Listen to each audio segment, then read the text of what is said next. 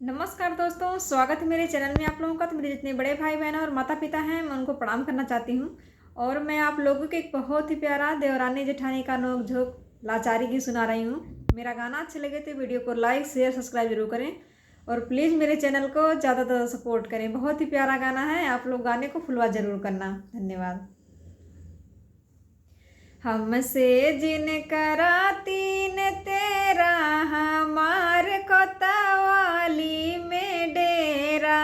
हमसे जिनकरा तीन तेरा हमार कोतवाली में डेरा। जौने रे बगिया में अमवा फरत है, जौने रे बगिया में अमवा फरत है।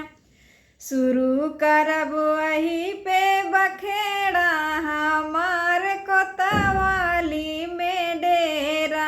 खड़ा करब वही पे बखेड़ा हमार कोतवाली में डेरा। हमसे जिनकरा तीन तेरा हमार कोतवाली में डेरा।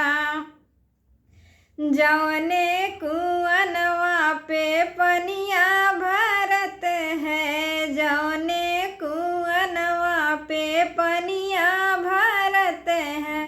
खड़ा करब वही पे बखेड़ा हमार कोतवाली में डेरा। शुरू करब वही पे बखेड़ा हमार कोतवाली में डेरा। हमसे जिनकरा तीन तेरा हमार कोतवाली में डेरा। हमसे जिनकरा तीन तेरा हमार कोतवाली में डेरा। जौने पटरिया पे रेलिया चलत है, जौने पटरिया पे रेलिया चलत है।